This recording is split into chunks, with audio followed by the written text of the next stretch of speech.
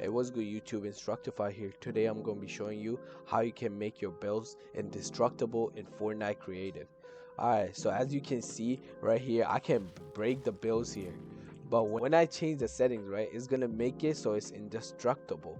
Alright, so the first thing you want to do is press escape. In here, you want to press island settings. In island settings, go to player. In player, scroll all the way down.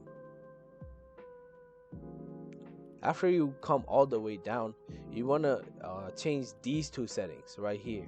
So the first one is going to be all, right? So all you want to do is change it to player build only, right?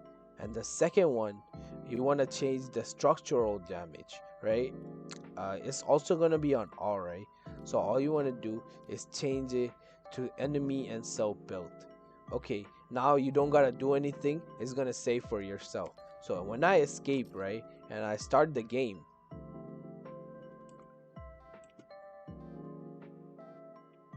right, you can see you can't break it anymore. It's indestructible now.